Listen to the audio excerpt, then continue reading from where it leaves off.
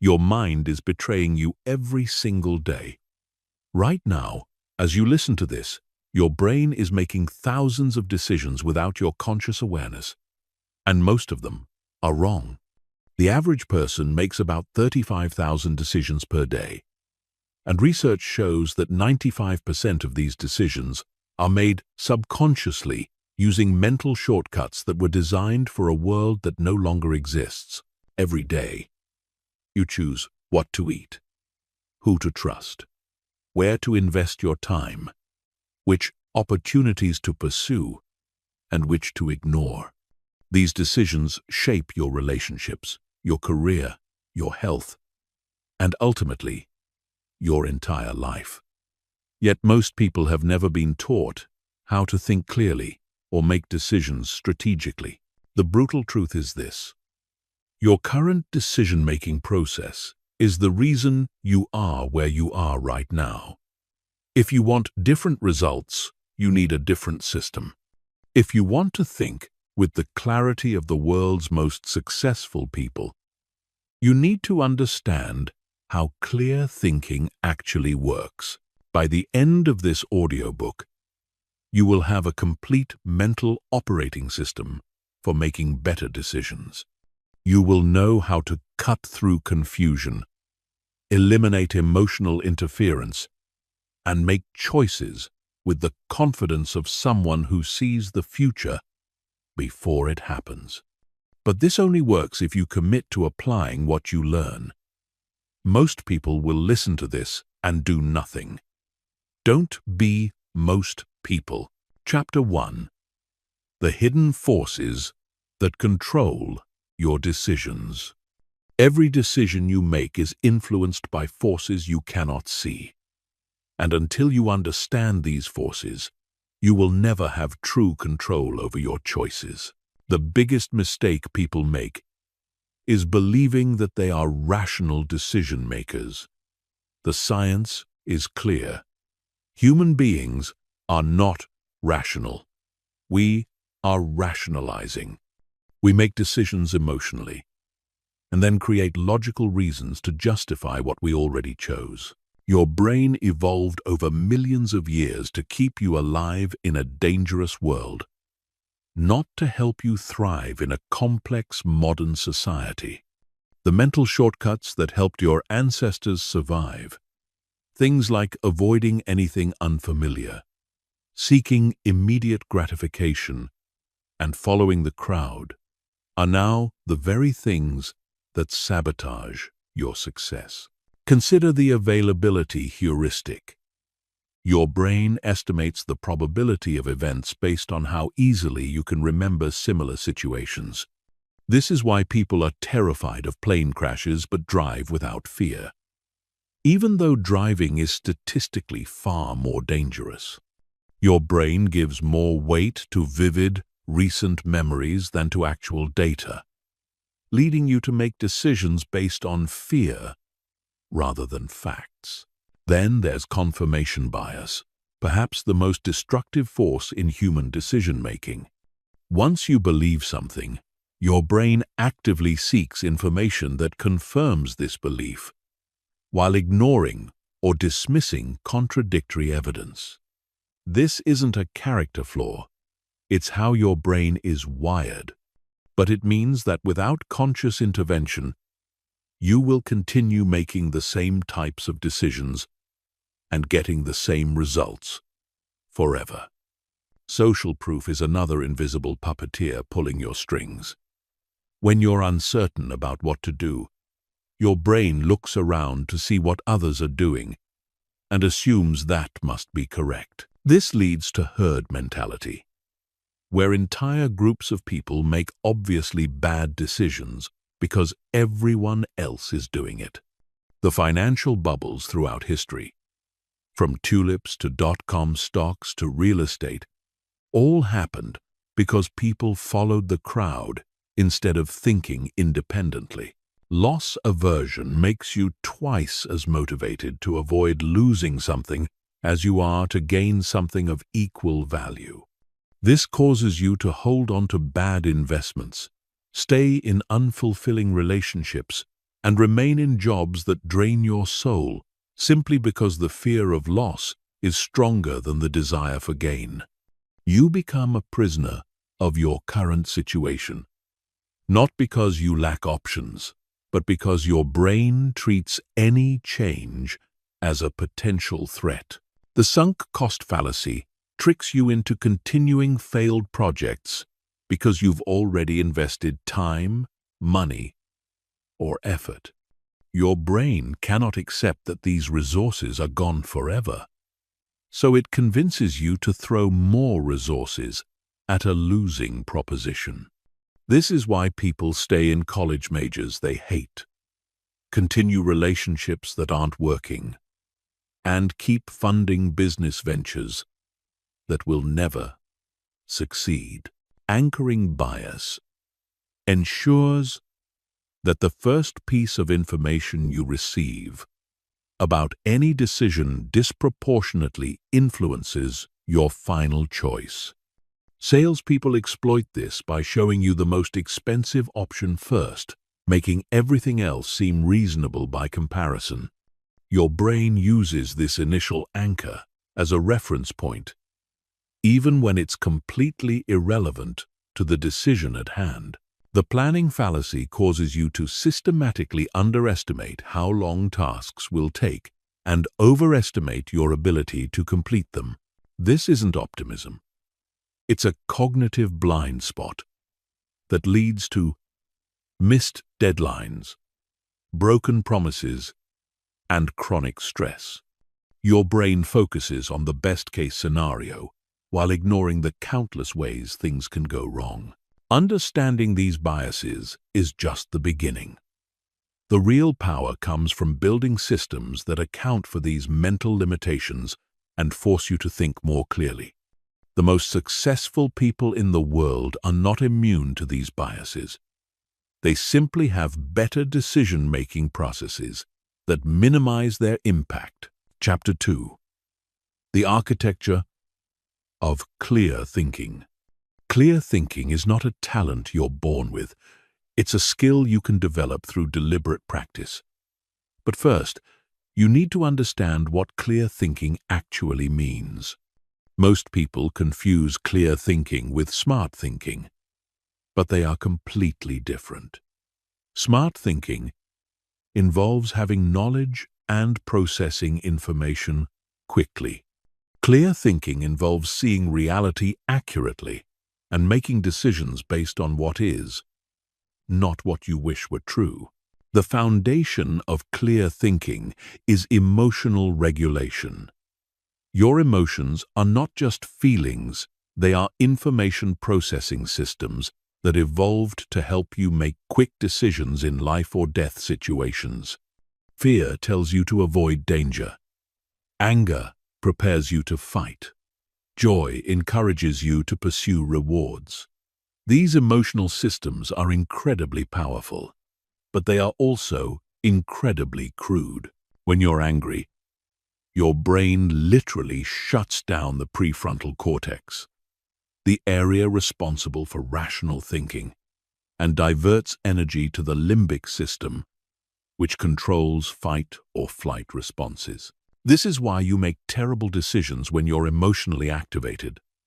The first rule of clear thinking is never make important decisions when you're in an emotional state. But emotions aren't just obstacles to clear thinking. They're also essential sources of information. Your gut feelings often contain wisdom that your logical mind cannot access. The key is learning to distinguish between emotions that provide useful information and emotions that cloud your judgment. Fear of physical danger? Listen to it. Fear of embarrassment? Question it. Excitement about a new opportunity? Valuable data. Excitement about get-rich-quick schemes? Proceed with caution. The second pillar of clear thinking is perspective management. Your brain can only process a tiny fraction of available information at any given moment, so it filters reality through the lens of your current concerns, beliefs, and emotions. This filtering process determines what you notice, what you ignore, and how you interpret events. Change your perspective, and you literally change your reality. One of the most powerful perspective tools is time shifting. When facing a difficult decision, ask yourself, how will I feel about this choice in 10 minutes? 10 months? 10 years? This simple exercise immediately reveals whether you're optimizing for short-term comfort or long-term success. Most people make decisions that feel good now, but create problems later. Clear thinkers make decisions that might be uncomfortable now, but create better futures. Another crucial perspective shift is stakeholder analysis. Every decision affects multiple people, including future versions of yourself. Before making any important choice, identify everyone who will be impacted and consider their interests. This prevents you from making selfish decisions that create long-term relationship problems or harm your reputation. The third element of clear thinking is information quality control. Your decision quality is directly proportional to your information quality. But most people are terrible at evaluating sources. They treat opinions as facts, mistake correlation for causation, and base major life decisions on anecdotal evidence from friends and family. High-quality information has three characteristics. It's accurate, it's relevant, and it's recent. Accurate means it reflects reality, not someone's interpretation of reality. Relevant means it actually applies to your specific situation. Recent means it accounts for current conditions, not outdated assumptions. The fourth component is systems thinking. Most people think in terms of events and immediate causes. Clear thinkers see patterns, connections, and underlying structures. They understand that everything is connected to everything else, and that small changes in one area can create massive effects elsewhere. When evaluating any decision, ask yourself, what are the second-order consequences? What happens after what happens? If I take this action, what reactions will it create? How might those reactions affect other areas of my life? This level of thinking is what separates good decision-makers from great ones. The final element is intellectual humility. Clear thinking requires admitting what you don't know and actively seeking information that contradicts your existing beliefs. This is incredibly difficult because your ego is invested in being right, but it's absolutely essential for making good decisions in a complex world. Practice saying, I don't know, more often. Actively seek out people who disagree with you. Question your own assumptions as rigorously as you question others. Remember that being wrong is not a character flaw. It's information that helps you make better decisions in the future. Chapter 3. Emotional Intelligence and Decision Making. Your emotions are not the enemy of good decision-making. They are powerful sources of information that, when properly understood and managed, can dramatically improve your judgment. The problem is that most people either ignore their emotions completely or let them run their lives. Both approaches lead to poor decisions. Emotional intelligence in decision-making starts with emotional awareness. Most people experience emotions without understanding what those emotions are trying to tell them. Fear might be warning you about genuine danger, or it might be protecting you from growth opportunities. Anger might be alerting you to injustice, or it might be masking hurt feelings. Excitement might be guiding you toward your purpose, or it might be a response to novelty that will fade quickly. The key is learning to decode your emotional signals. When you feel a strong emotion about a potential decision, pause and investigate. What specifically is triggering this emotion? What is your body trying to tell you? What past experiences might be influencing your reaction?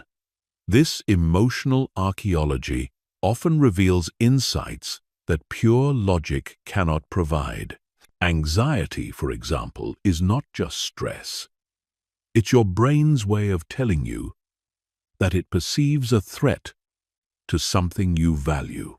If you're anxious about a job interview, your brain is signaling that this opportunity matters to you and that there's uncertainty about the outcome.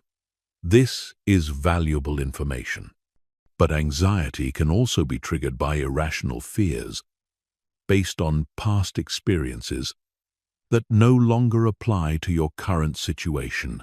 The solution is not to ignore anxiety or be paralyzed by it, but to interrogate it. What specifically are you afraid will happen?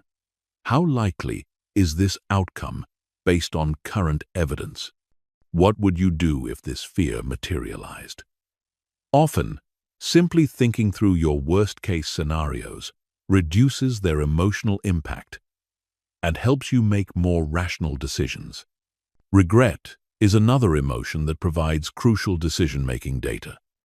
Research shows that people experience two types of regret: regret over actions taken and regret over actions not taken. Interestingly, in the short term, people regret actions they took, but in the long term, people regret actions they didn't take. This suggests that when facing uncertainty, the bigger risk is usually inaction, not action. Use this knowledge to counteract your brain's natural bias toward the status quo. When considering a potentially life-changing decision, imagine yourself 10 years from now, looking back. Will you regret taking the risk, or will you regret playing it safe? This mental exercise helps you overcome the fear of immediate discomfort and focus on long-term fulfillment. Guilt and shame are emotions that often masquerade as moral guidance, but actually cloud judgment. Guilt tells you that you did something wrong. Shame tells you that you are something wrong. Both emotions can be useful in small doses. They help you maintain social bonds and moral standards. But when they become dominant factors in decision-making, they lead to choices based on avoiding disapproval rather than pursuing what's best for your life. Learn to distinguish between healthy guilt that motivates positive change and toxic guilt that keeps you trapped in other people's expectations. Ask yourself, whose standards am I trying to meet? Are these standards helping me become the person I want to be, or are they holding me back? Sometimes the most moral thing you can do is disappoint people who have unrealistic expectations of you. Pride is perhaps the most dangerous emotion in decision-making because it feels so positive. Pride makes you overconfident in your abilities, resistant to feedback, and unwilling to admit mistakes.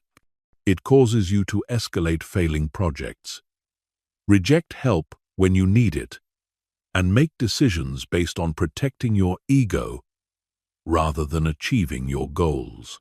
Combat pride by actively seeking disconfirming evidence for your beliefs and decisions. Surround yourself with people who will challenge your thinking. Celebrate being wrong when it leads to better information. Remember that your goal is not to be right. It's to get the best possible outcomes. Love, both romantic and familial, can also distort decision-making. Love makes you want to protect and please the people you care about, which often means making decisions that feel good in the moment, but create problems later. You might avoid having difficult conversations, enable destructive behavior, or sacrifice your own growth to maintain harmony. The highest form of love is sometimes saying no to immediate requests in service of long-term well-being. This applies to parenting, romantic relationships, and friendships. Clear thinking requires distinguishing between decisions that feel loving and decisions that actually serve love. Developing emotional intelligence for decision-making is an ongoing practice. Start by creating space between stimulus and response. When facing any significant decision, implement a cooling-off period. Sleep on it. Discuss it with trusted advisors. Journal about your feelings. This space allows your emotional wisdom to emerge while preventing emotional reactivity from hijacking your judgment. Chapter 4. The decision-making framework that never fails. Most people make decisions randomly, using whatever process feels right in the moment. This approach guarantees inconsistent results and missed opportunities.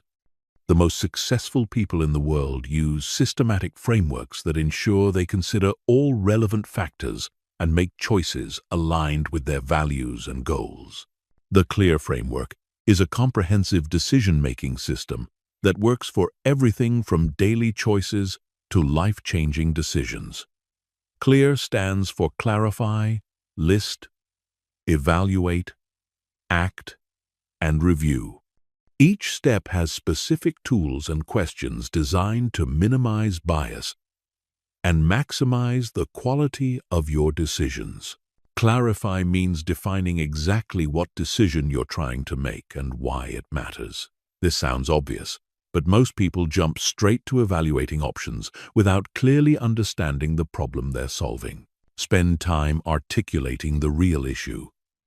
Are you deciding whether to quit your job?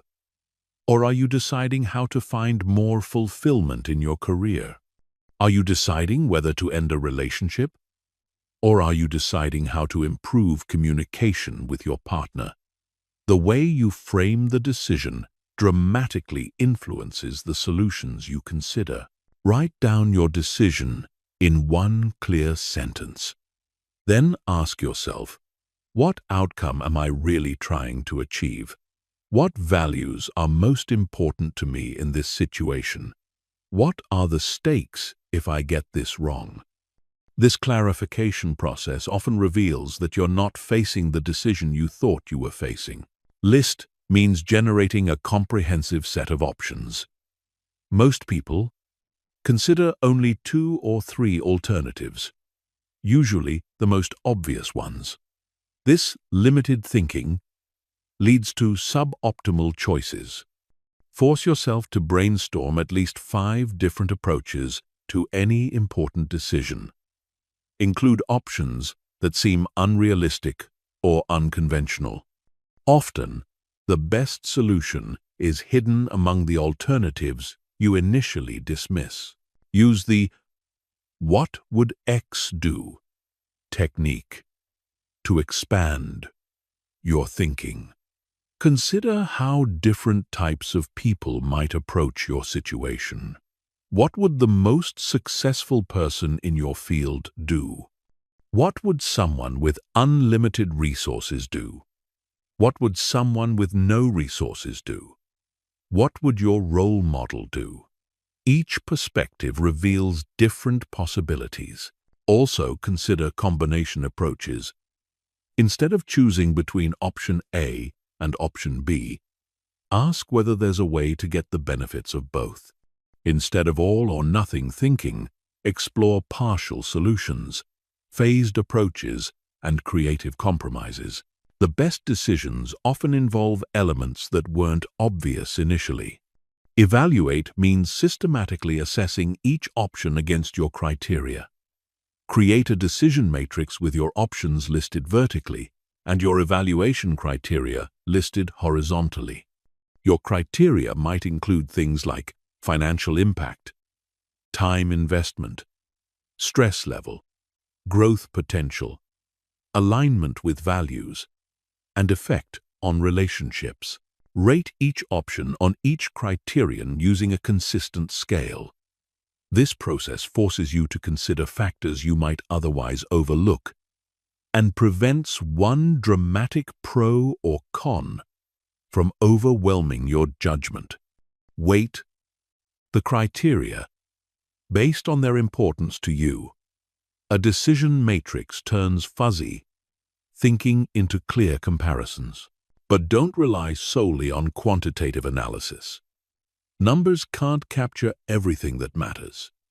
After completing your matrix, step back and consider your gut reaction. Which option feels right? Which option energizes you? Which option aligns with the person you want to become? Sometimes, your intuition notices patterns that your logical mind cannot process. Act means making the decision and committing to it fully. This is where most people fail. They analyze endlessly, seeking perfect information that doesn't exist. They want certainty in an uncertain world. Remember that not deciding is itself a decision. Usually, a decision to maintain the status quo. Set a decision deadline and stick to it. Most decisions can be made with 70% of the information you wish you had. Waiting for more information often costs more than making a slightly imperfect decision quickly. The goal is not to make perfect decisions, it's to make good decisions consistently and then execute them effectively. Once you decide, eliminate second-guessing. Commit mental energy to implementation, not reconsideration. This doesn't mean ignoring new information, but it does mean resisting the urge to revisit settled decisions unless circumstances change dramatically. Review means analyzing your decision after implementation to improve your future decision-making. Most people make decisions and then forget about them, missing valuable learning opportunities. Create a decision journal where you record important choices, your reasoning, and the eventual outcomes. Schedule regular reviews of past decisions. What did you get right? What did you get wrong? What patterns do you notice in your decision-making? Which types of decisions do you handle well, and which types give you trouble? This analysis helps you recognize your blind spots and biases, making your future decisions progressively better. Pay special attention to decisions that surprised you, either positively or negatively. What factors did you overlook? What assumptions turned out to be wrong? How could you have gathered better information? This review process transforms every decision into a learning opportunity that improves your judgment over time. The clear framework works because it combines rational analysis with emotional intelligence, forces you to consider multiple perspectives, and builds learning into the process. Use it consistently, and your decision-making will become one of your greatest competitive advantages. Chapter 5. How to think long-term in a short-term world. The ability to think long-term is perhaps the most valuable cognitive skill you can develop. Yet, it's becoming increasingly rare in our instant gratification culture. Every day, you're surrounded by distractions designed to capture your immediate attention and prevent deep thinking. Social media notifications, news cycles, and marketing messages all push you toward quick reactions and short-term thinking. But the most successful people in every field share one characteristic. They consistently make decisions based on long-term consequences rather than short-term comfort. They understand that time is the most powerful force in human affairs. and they align themselves with its flow rather than fighting against it. Long-term thinking starts with understanding compound effects. Most people vastly underestimate how small, consistent actions accumulate over time. They expect linear progress. If they save $100 this month, they expect to have $1,200 at the end of the year. But compound effects are exponential. Small improvements in your decision-making quality compound into dramatically better life outcomes over years and decades. Consider the compound effect of reading.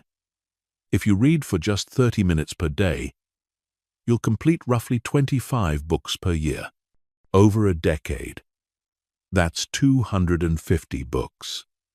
Enough knowledge to become an expert in multiple fields.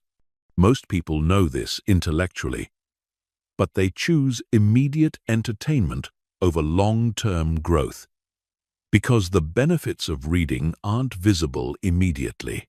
The same principle applies to relationships, health, skills, and wealth. Small daily investments compound into massive long-term advantages, but only if you can resist the temptation of immediate gratification. This is why long-term thinking is so difficult. It requires sacrificing certain short-term pleasures for uncertain long-term benefits. To develop long-term thinking, you must train yourself to see the invisible connections between present actions and future outcomes. Every decision you make today is creating the conditions for your life in 5, 10, or 20 years. The job you take shapes the skills you develop and the network you build. The relationships you invest in determine your social support system. The habits you form determine your health and productivity. Start by conducting regular future self exercises. Imagine yourself at different stages of life. 1 year from now, 5 years from now, 20 years from now. What does your future self need you to do today? What decisions would your future self thank you for? What choices would your future self regret? This mental time travel helps you make decisions based on long-term impact rather than immediate convenience. Create vivid mental images of your long-term goals. The more specific and emotional these images, the more motivating they become. Don't just think about having more money. Imagine the specific experiences that money will enable. Don't just think about being healthier. Imagine how you'll feel walking upstairs without getting winded, or playing with your grandchildren without pain. Long-term thinking also requires developing patience for delayed gratification. This is a learnable skill that you can strengthen through practice. Start with small experiments. Choose the longer line at the grocery store instead of trying to find the fastest one. Take the stairs instead of the elevator. Read a book instead of watching TV. These micro-practices build your tolerance for delayed rewards. Understand the difference between urgent and important.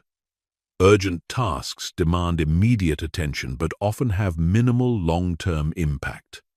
Important tasks contribute to your long-term goals but rarely feel urgent. Most people spend their lives reacting to urgent tasks while neglecting important ones. Long-term thinkers flip this priority system. Use the 10th of October 2010 rule for decision-making. Before making any significant choice, ask yourself, how will I feel about this decision in 10 minutes? How about 10 months? How about 10 years? This simple exercise immediately reveals whether you're optimizing for short-term comfort or long-term success. Learn to recognize and resist the tyranny of the immediate. Our culture is designed to make everything feel urgent. Email notifications, social media updates, news alerts, they all trigger your brain's urgency response.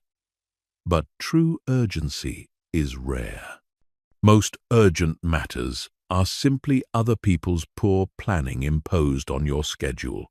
Create buffer time in your schedule for thinking and planning. Long-term thinking requires mental space that's impossible to find when you're constantly reactive. Schedule regular strategic sessions with yourself. Review your goals, assess your progress, and adjust your strategies. This investment of time in thinking pays massive dividends in better decisions. Build systems that make long-term thinking easier. Automate savings so you invest for the future without thinking about it. Create workout schedules so fitness becomes routine rather than a daily decision. Establish learning habits so skill development happens consistently. The goal is to make beneficial long-term behaviors as automatic as possible. Finally, accept that long-term thinking sometimes requires short-term sacrifice. You might need to say no to social events, to work on important projects. You might need to invest money instead of spending it on immediate pleasures. You might need to have difficult conversations instead of avoiding conflict. These short-term costs are investments in long-term freedom and success. The ability to think long-term is what separates those who create extraordinary lives from those who merely react to circumstances. It's the foundation of all strategic thinking and the key to making decisions that compound into remarkable outcomes over time. Chapter 6. Mental Models. The Secret Weapons of Great Decision Makers. Mental models are thinking tools that help you understand how the world works and make better predictions about what will happen next. They are the cognitive frameworks that separate world-class decision-makers from everyone else. While most people rely on intuition and hope, great decision-makers use proven mental models to cut through complexity and see patterns that others miss. Think of mental models as lenses through which you view reality. The more accurate lenses you have, the clearer your vision becomes. Most people stumble through life with just a few mental models, usually picked up randomly through experience. But the most successful people systematically collect and apply dozens of mental models from multiple disciplines. The first mental model every clear thinker must master is first principles thinking. This involves breaking down complex problems into their fundamental components and reasoning up from basic truths rather than reasoning by analogy. Most people make decisions by copying what others have done or following conventional wisdom. First principles thinkers question everything and build solutions from the ground up. When Elon Musk wanted to make space travel cheaper, he didn't accept the industry assumption that rockets were expensive. Instead, he broke down a rocket into its component materials and discovered that the raw materials cost only a fraction of the rocket's price. This first principles analysis led to SpaceX's reusable rocket technology, which revolutionized the industry. Apply first principles thinking to your own decisions by asking, what do I know to be true? What am I assuming that might not be correct? If I had to solve this problem from scratch, with no existing solutions to copy, what would I do? This approach often reveals opportunities that conventional thinking misses. The second essential mental model is inversion. Instead of thinking about what you want to happen, think about what you want to avoid. Instead of asking, how can I succeed? Ask, how can I fail? This mental reversal often provides clearer guidance than positive thinking alone. Charlie Munger, Warren Buffett's partner, attributes much of his success to inversion. Instead of trying to be smart, he tries to avoid being stupid. Instead of looking for great investments, he looks for obvious mistakes to avoid. This approach has helped Berkshire Hathaway outperform the market for decades. Use inversion in your personal decisions by identifying the worst possible outcomes and working backward. If you're considering a career change, don't just think about the benefits. Think about what could go wrong and how you would handle those scenarios. If you're starting a business, identify the most likely reasons for failure and build systems to prevent them. The third critical mental model is opportunity cost. Every decision you make eliminates other possibilities. When you choose to spend time on one activity, you're choosing not to spend it on everything else. When you invest money in one area, you can't invest it elsewhere. Understanding opportunity cost helps you make decisions that maximize your overall results rather than optimizing individual choices. Most people think about the cost of action but ignore the cost of inaction. They worry about the money they might lose on an investment, but don't consider the wealth they might miss by keeping money in low-yield savings accounts. They fear the discomfort of difficult conversations but don't calculate the cost of avoiding them indefinitely. Before making any significant decision, ask yourself, what am I giving up by choosing this option? What other opportunities might I miss? Is this the best possible use of my time, energy, and resources? This opportunity cost analysis prevents you from pursuing good opportunities that prevent you from pursuing great ones. The fourth mental model is leverage. Small actions can produce disproportionately large results when applied at the right point in a system. Archimedes said, "Give me a lever long enough and a place to stand, and I will move the earth." The same principle applies to decision-making. Find the leverage points that create maximum impact with minimum effort. In your career, leverage might mean developing skills that are rare and valuable rather than common and easily replaceable. In relationships, leverage might mean addressing core communication patterns rather than arguing about surface-level issues. In health, leverage might mean changing your environment to make good choices easier rather than relying on willpower alone. Look for leverage points by asking, what's the smallest change that would create the biggest improvement? Where can I get the highest return on my investment of time and energy? What's the root cause that, if addressed, would solve multiple problems at once? The fifth mental model is systems thinking. Most people see events in isolation, but everything is connected to everything else. Your decisions create ripple effects that influence other areas of your life, often in ways you don't expect. Systems thinkers see these connections and use them to their advantage. For example, your sleep quality affects your decision-making ability, which affects your work performance, which affects your income, which affects your stress level, which affects your relationships, which affects your happiness.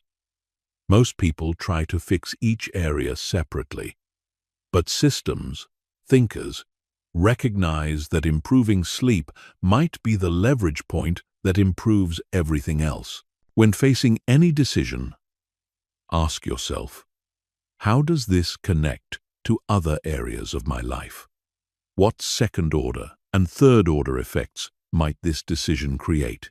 How might this choice influence my future options?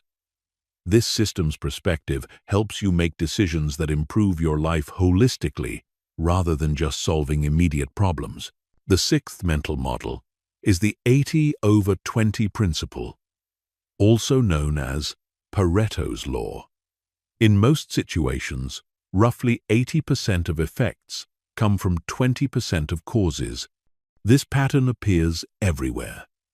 80% of your results come from 20% of your activities.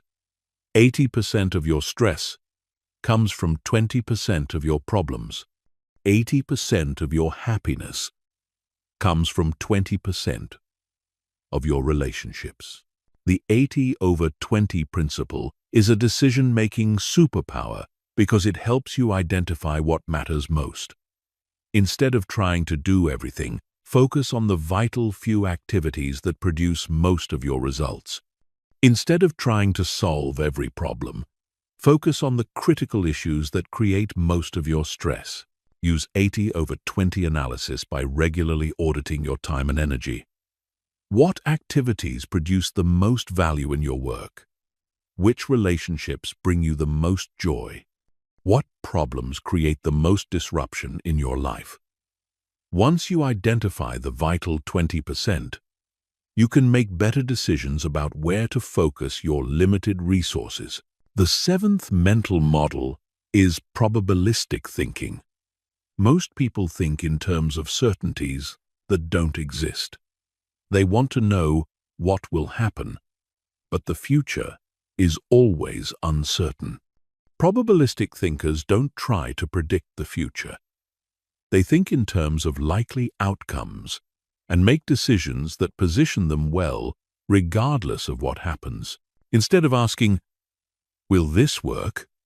ask, "What's the probability this will work, and what happens if it doesn't?" Instead of seeking guarantees, seek favorable odds. This mindset helps you make better decisions under uncertainty and prevents you from being paralyzed by the impossibility of perfect information. Mental models are not just intellectual concepts. They are practical tools that become more powerful with practice. Start by mastering one or two models that resonate with you, then gradually add others to your toolkit. The goal is not to memorize every mental model, but to develop the habit of systematic thinking that mental models represent. Chapter 7. Decision-making under pressure and uncertainty. The quality of your decisions under pressure reveals your true decision-making ability. Anyone can make good choices when they have unlimited time, perfect information, and no emotional stress. But real life doesn't offer such luxuries. The decisions that matter most, career moves, relationship choices, investment opportunities, crisis responses, often must be made quickly, with incomplete information, while experiencing significant stress. Pressure distorts your thinking in predictable ways. It narrows your attention, making you focus on immediate threats while ignoring long-term consequences. It triggers emotional responses that override rational analysis. It creates a sense of urgency that pushes you toward quick fixes rather than optimal solutions. Understanding these pressure-induced distortions is the first step to making better decisions when stakes are high. The first principle of decision-making under pressure is to slow down your mental process, even when external time pressure is high. This seems counterintuitive, but rushed thinking leads to poor decisions that create bigger problems later. Even when you only have minutes to decide, you can use those minutes more effectively by following a systematic process. Start with what military professionals call the OODA loop. Observe, orient, decide, act. Observe means gathering the essential facts about your situation without jumping to conclusions. What exactly is happening? What information do you have? And what information do you need? Orient means understanding your position relative to your goals and values. What are you trying to achieve? What are your non-negotiables? Decide means choosing your course of action based on your analysis. Act means implementing your decision with full commitment. This process takes practice to become automatic. In low-pressure situations, consciously walk through the ODA loop to build the habit. When real pressure arrives, your trained mind will naturally follow this pattern, helping you make better decisions even under extreme stress. The second principle is to prepare decision frameworks in advance. You can't predict exactly what crises you'll face, but you can identify the types of decisions you're likely to encounter and create frameworks for handling them. This preparation allows you to make better choices quickly when pressure hits. For example, if you're an entrepreneur, create frameworks for handling cash flow crises, key employee departures, and competitive threats. If you're a parent, create frameworks for handling medical emergencies, behavioral problems, and educational decisions. If you're an investor, create frameworks for market crashes, unexpected opportunities, and personal financial pressures. These frameworks should include your core values, decision criteria, and predetermined actions for common scenarios. When pressure hits, you won't have to think through your values from scratch. You'll have a pre-built foundation for making consistent decisions that align with your long-term interests. The third principle is stress inoculation. Just as vaccines expose you to small amounts of disease to build immunity, stress inoculation exposes you to manageable amounts of pressure to build decision-making resilience. The military uses this technique to prepare soldiers for combat. Athletes use it to perform under competition pressure. You can use it to improve your decision-making under stress. Deliberately put yourself in low-stakes pressure situations. Take on public speaking opportunities. Try competitive activities. Set aggressive but achievable deadlines for important projects. Practice having difficult conversations. Each experience builds your tolerance for pressure and improves your ability to think clearly when stakes are high. The fourth principle is uncertainty management. Uncertainty is not the absence of information. It's the presence of multiple possible outcomes. Most people try to eliminate uncertainty by gathering more information, but this often leads to analysis paralysis. Instead of trying to eliminate uncertainty, learn to make good decisions despite it. Use scenario planning to prepare for multiple possible futures. Instead of trying to predict what will happen, identify 3 to 5 plausible outcomes and create contingency plans for each. This preparation helps you respond quickly and appropriately regardless of which scenario unfolds. Also, distinguish between reducible uncertainty and irreducible uncertainty. Reducible uncertainty can be decreased through research, analysis, and information gathering. Irreducible uncertainty is inherent to the situation and cannot be eliminated. Spend your limited time and energy reducing uncertainties that can actually be reduced, and accept those that cannot. The fifth principle is emotional regulation under pressure. Pressure creates strong emotions that can either enhance or impair your decision-making. Fear can provide valuable caution, but it can also paralyze you. Excitement can provide motivating energy, but it can also lead to reckless choices. Anger can provide determined focus, but it can also blind you to important considerations. Develop techniques for managing your emotional state during high-pressure decisions. Deep breathing activates your parasympathetic nervous system and counteracts stress responses. Physical movement helps discharge nervous energy and clear your thinking. Positive self-talk replaces panic-inducing thoughts with confidence-building ones. create emotional anchors, phrases, images, or memories that instantly reconnect you with your core identity and values.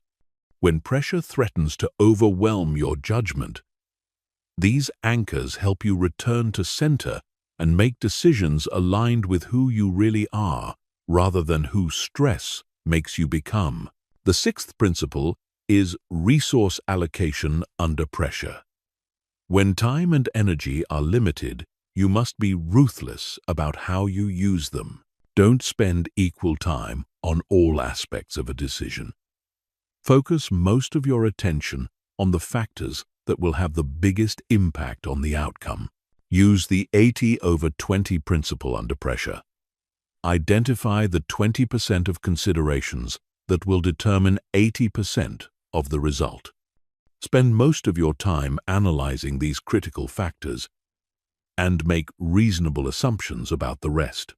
Perfect analysis is impossible under pressure, but good enough analysis focused on the right things often leads to excellent decisions. The seventh principle is team decision-making under pressure. Many high-pressure decisions involve other people, and group dynamics under stress can either improve or impair judgment. Pressure often causes teams to rush toward consensus without proper debate, or to become paralyzed by conflicting opinions. When leading group decisions under pressure, assign specific roles. Someone to advocate for different options, someone to play devil's advocate, someone to focus on long-term consequences, someone to monitor group dynamics. This structure prevents groupthink and ensures that important perspectives are considered even when time is short. Finally, remember that not all pressure is created equal. Learn to distinguish between real urgency and artificial urgency. Real urgency involves situations where delay creates genuine costs or risks. Artificial urgency is created by other people's poor planning, emotional manipulation, or cultural expectations that don't align with your actual priorities. Before accepting pressure as legitimate, ask yourself, what exactly happens if I take more time to decide? Who benefits from a quick decision? And who benefits from a careful one? Am I being pressured to choose quickly because that serves someone else's interests rather than my own? Mastering decision-making under pressure is one of the most valuable skills you can develop. It separates leaders from followers, entrepreneurs from employees, and successful people from those who remain at the mercy of circumstances. Chapter 8. The social dimension of decision-making. Every important decision you make affects other people, and other people affect every decision you make. Yet most decision-making advice ignores this social reality and treats choices as if they happen in isolation. The truth is that your decisions are embedded in a complex web of relationships, social expectations, and group dynamics that dramatically influence both your choices and their outcomes. Understanding the social dimension of decision-making starts with recognizing that humans are fundamentally social creatures. Your brain evolved to prioritize group survival over individual optimization. This creates powerful unconscious forces that influence your choices in ways you might not realize. The need for approval, the fear of rejection, and the desire to conform all shape your decisions, often in ways that conflict with your individual best interests. Social proof is one of the most powerful forces in human decision-making. When you're uncertain about what to do, your brain automatically looks for evidence of what others are doing and assumes that must be correct. This heuristic worked well in ancestral environments, where following the group was usually the safest choice. But in modern society, social proof often leads to poor decisions because the crowd is frequently wrong. Financial bubbles provide perfect examples of social proof gone wrong. During the dot-com boom, people invested in companies with no profits because everyone else was doing it. During the housing bubble, people bought houses they couldn't afford because everyone else was doing it. In both cases, following the crowd led to disaster for those who didn't think independently. To make better social decisions, you must learn to distinguish between informed consensus and herd behavior. Informed consensus develops when knowledgeable people independently analyze a situation and reach similar conclusions. Herd behavior occurs when people copy others without independent analysis. The first provides valuable information. The second leads to collective delusion. Before following social proof, ask yourself, do these people have relevant expertise? Did they reach their conclusions independently? Or are they copying each other? What incentives might be influencing their choices? Are they facing the same situation I'm facing? Or are there important differences? This analysis helps you extract useful information from social signals while avoiding the trap of mindless conformity. Authority bias is another social force that distorts decision-making. People tend to defer to authority figures, even when those figures lack relevant expertise or have conflicting interests. This deference evolved because following legitimate authorities often led to better outcomes in traditional societies. But modern authority structures are complex, and many people in positions of authority are wrong about many things. The key is learning to evaluate authority claims critically. True expertise is domain-specific. Someone might be brilliant in one area and ignorant in another. Financial success doesn't necessarily translate to relationship wisdom. Academic credentials don't automatically confer practical knowledge. Celebrity status doesn't equal moral authority. When faced with authority-based advice, ask yourself, what qualifies this person to give advice on this specific topic? What evidence supports their claims? What incentives might be influencing their recommendations? Do other qualified experts agree or disagree? This critical evaluation helps you benefit from legitimate expertise while avoiding the costs of misplaced deference. Reciprocity creates another layer of social complexity in decision-making. When someone does something for you, you feel obligated to return the favor. This psychological tendency helps maintain social cooperation, but it can also be exploited by people who give you small gifts or favors to influence your larger decisions. Recognize reciprocity pressure by paying attention to the timing and context of favors. If someone does something nice for you right before asking for something significant, they might be trying to trigger reciprocity bias. This doesn't mean you should reject all favors, but you should make decisions based on merit rather than obligation. Commitment and consistency pressures also influence social decision-making. Once you take a public position, you feel pressure to act consistently with that position even when circumstances change. This consistency drive helps build trust and reliability in relationships, but it can also trap you in bad decisions that you're reluctant to reverse. Combat unhealthy consistency pressure by separating your identity from your positions. You are not your opinions. Changing your mind based on new evidence is a sign of intelligence, not weakness. When you find yourself defending a position mainly because you stated it publicly, pause and reconsider based on current information rather than past commitments.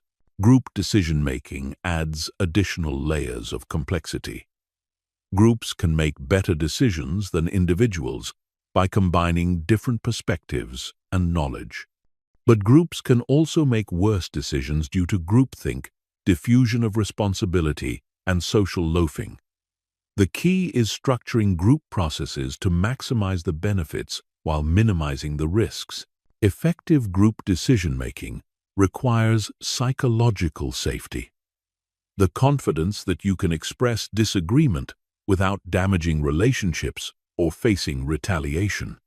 Without psychological safety, groups tend toward false consensus where everyone publicly agrees while privately harboring doubts. Create psychological safety by encouraging dissent, rewarding people who raise concerns, and modeling intellectual humility.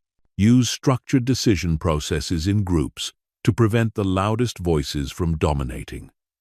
Techniques like silent brainstorming, anonymous voting, and rotating leadership help ensure that all perspectives are heard.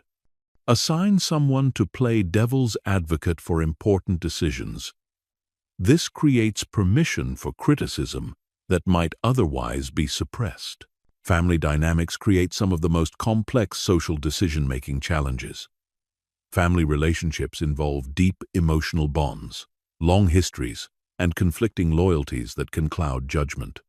The desire to please family members or maintain family harmony often leads to decisions that serve others' expectations rather than your own best interests. Healthy family decision-making requires clear boundaries between your choices and others' expectations. You can love your family while making decisions that disappoint them. You can consider their input while maintaining final authority over your own life. The most loving thing you can do for family members is sometimes refusing to enable their dysfunctional patterns or unrealistic demands. Professional relationships create different social pressures. Office politics, career advancement concerns, and workplace cultures all influence decision-making in ways that don't always align with optimal outcomes. The key is understanding these influences while maintaining your integrity and long-term perspective. Build a diverse network of advisors who can provide different perspectives on your decisions. Include people who share your values and people who challenge your assumptions. Include people who know your industry and people who bring outside perspectives. Include people who support your goals and people who question whether those goals are right for you. The social dimension of decision-making is not an obstacle to overcome. It's a reality to navigate skillfully. The best decisions often involve other people and benefit from social input, but you must learn to extract value from social information while maintaining your independence of thought and alignment with your authentic values and goals. Chapter 9. Strategic Thinking and Opportunity Recognition. Strategic thinking is the ability to see patterns, connections, and possibilities that others miss. It's the difference between playing checkers and playing chess. Checkers players react to immediate moves, while chess players think several moves ahead and position themselves for long-term advantage. In life and business, strategic thinkers consistently outperform tactical thinkers because they make decisions based on where the game is going, not where it is right now. Most people live reactively, responding to whatever happens to them. Strategic thinkers live proactively, creating the conditions that lead to their desired outcomes. They understand that every situation contains hidden opportunities and threats that only become visible to those who know how to look. Developing this strategic vision is not a mystical talent. It's a learnable skill that improves with practice. The foundation of strategic thinking is pattern recognition. Successful strategies are rarely completely original. They usually involve applying proven patterns from one context to a new situation.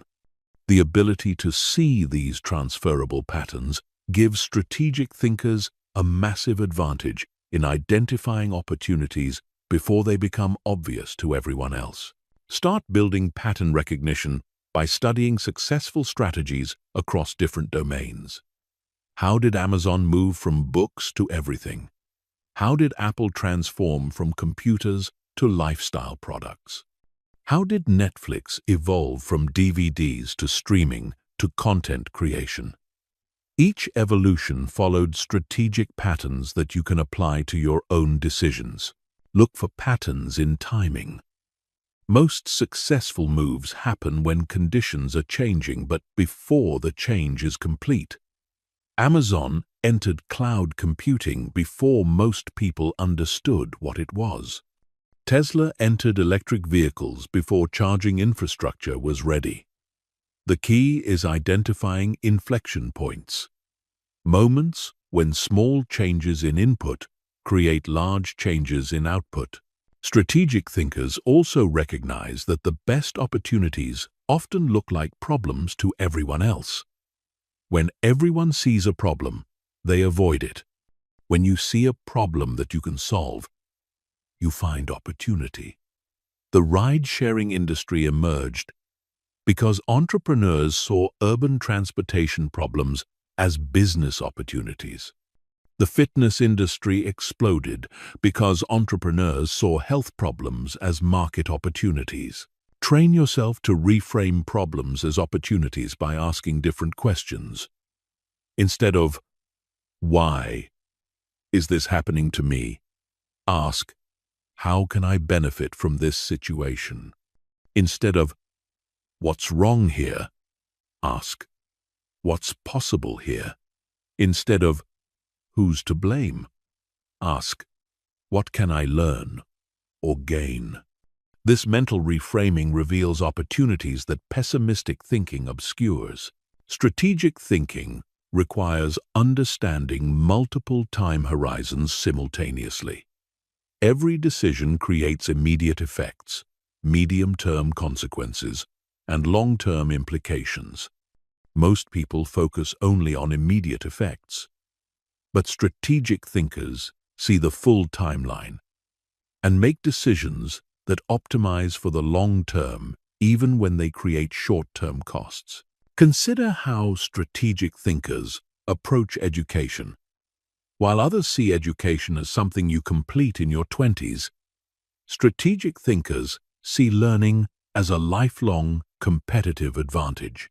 They invest in education throughout their careers, even when the immediate benefits aren't clear, because they understand that knowledge compounds over time and creates options that don't exist otherwise.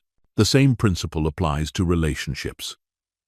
Strategic thinkers invest in relationships before they need them. They help others succeed, provide value without immediate expectation of return, and build trust over time. When opportunities arise that require collaboration, they have a network ready to support them. Non-strategic thinkers try to build relationships only when they need something, which is usually too late. Strategic opportunity recognition also involves understanding value creation versus value capture. Value creation makes the overall pie bigger. Value capture involves getting a larger share of an existing pie. The biggest opportunities usually involve creating new value rather than fighting over existing value. Look for ways to create value for others while capturing some of that value for yourself. Instead of competing in existing markets, create new markets. Instead of taking customers from competitors, expand the total customer base. Instead of cutting costs, increase revenues. Value creation strategies tend to be more sustainable and profitable than value capture strategies. Timing is crucial in strategic thinking. The same strategy can succeed brilliantly or fail completely depending on when it's implemented. Strategic thinkers develop sensitivity to timing by understanding cycles, trends, and momentum. They know when to be early adopters, when to wait for markets to develop, and when to move quickly before windows close. Study different types of cycles that affect your decisions. Economic cycles create predictable patterns of expansion and contraction. Technology cycles create periods of innovation, followed by consolidation. Social cycles create shifts in values and preferences. Understanding these cycles helps you position yourself advantageously relative to where things are heading. Strategic thinkers also understand competitive dynamics. They don't just think about their own moves, they think about how others will respond to their moves and how they'll respond to those responses. This multi-level thinking helps them choose strategies that remain effective even after competitors react. Ask yourself, if my strategy succeeds, how will others respond?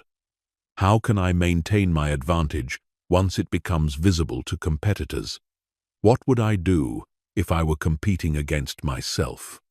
This competitive analysis helps you choose strategies that are defensible over time rather than just effective initially. Resource allocation is another key element of strategic thinking. You have limited time, energy, and money.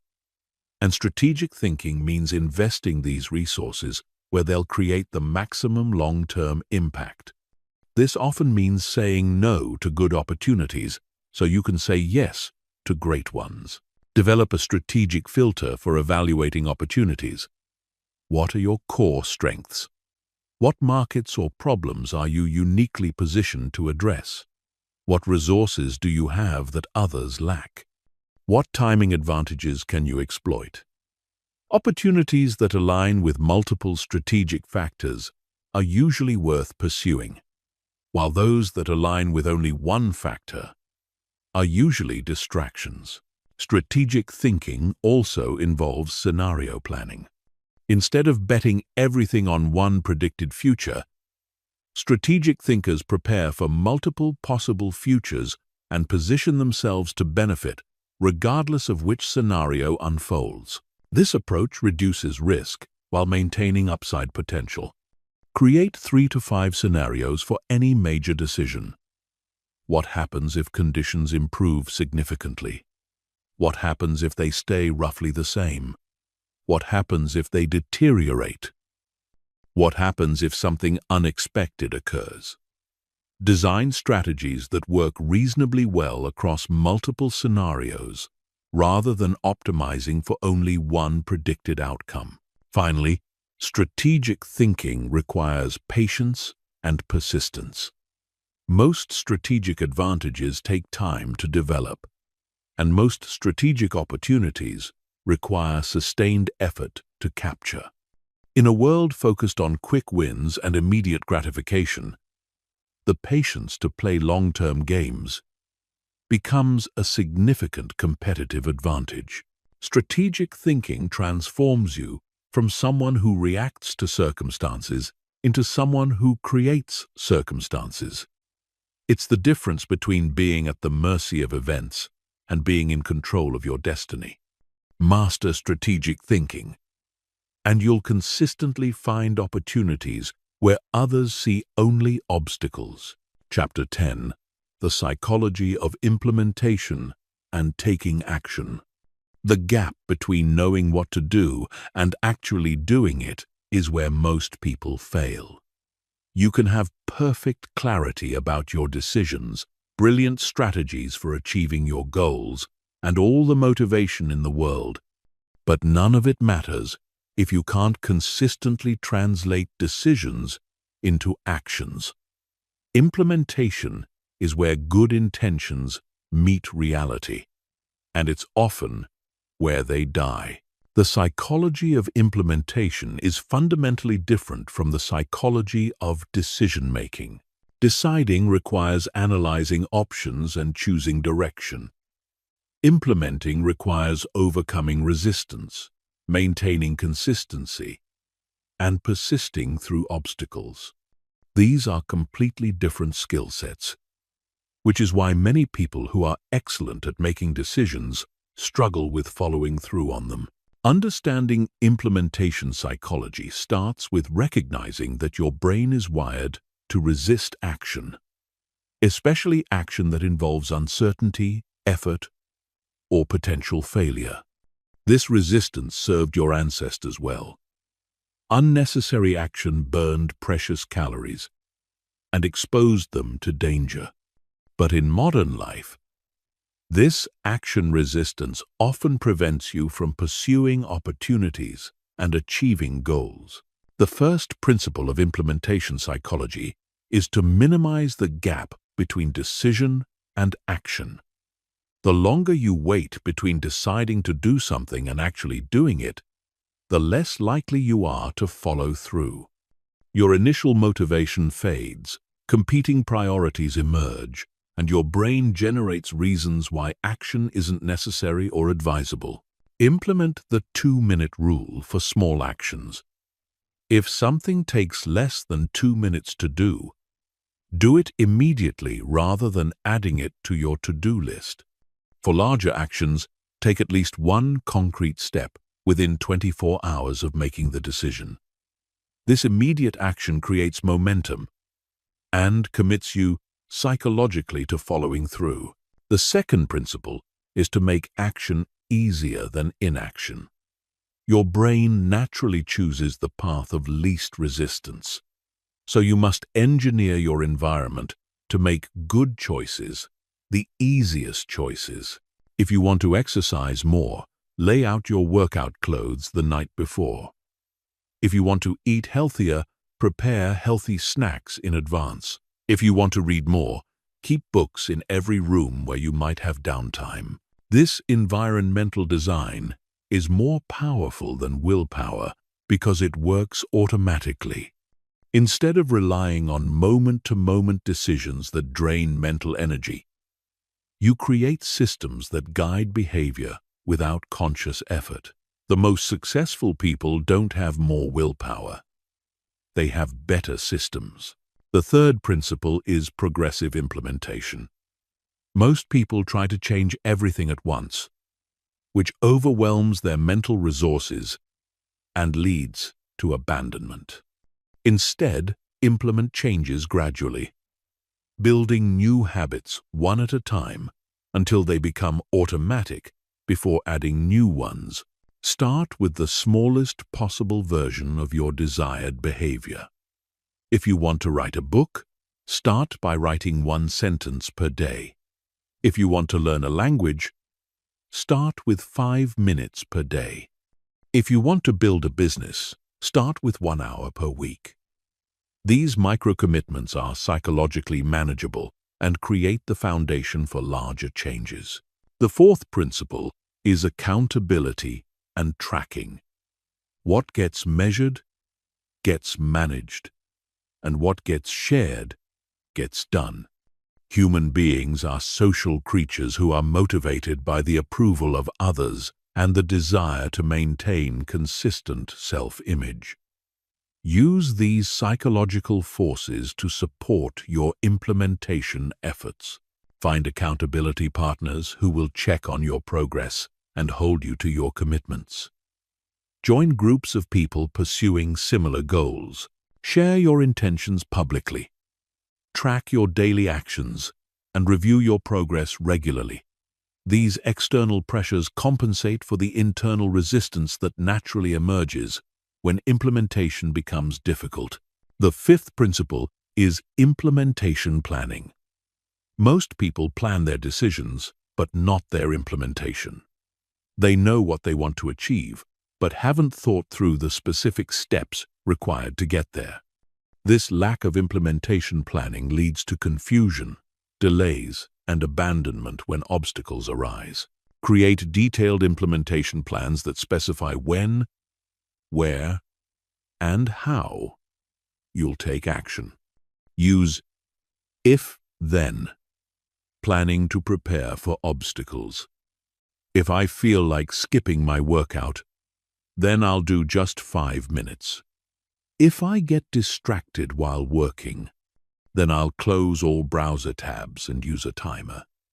These pre-commitments help you respond effectively to predictable challenges. The sixth principle is energy management. Implementation requires mental and physical energy, and your energy levels fluctuate throughout the day. Most people ignore these energy patterns and try to force action when they're depleted. Smart implementers align their most important actions with their highest energy periods. Identify your peak energy times and protect them for your most important work. Handle routine tasks during low energy periods. Manage your energy like the finite resource it is, investing it strategically rather than wasting it on unimportant activities.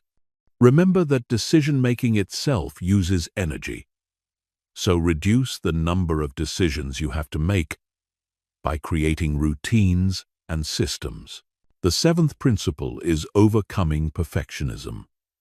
Perfectionism is often disguised procrastination. It gives you permission to delay action until conditions are perfect. But perfect conditions never exist, and perfectionist thinking prevents you from starting, learning, and improving through experience. Embrace good enough as a starting point. You can always improve something after you begin, but you can't improve something that doesn't exist. Set minimum viable standards for taking action, and resist the urge to polish and perfect before you start. Progress beats perfection every time. The eighth principle is failure resilience. Implementation inevitably involves setbacks, mistakes, and temporary failures. Most people interpret these setbacks as evidence that they should quit. Successful implementers expect setbacks and have systems for bouncing back quickly. Develop a failure protocol, a predetermined set of actions to take when things go wrong. This might include reviewing what went wrong, adjusting your approach, and getting back on track as quickly as possible. Treat failures as data points that inform improvement rather than verdicts on your capability. The ninth principle is celebration and reinforcement. Your brain learns through reward systems, and positive reinforcement strengthens the neural pathways associated with implementation.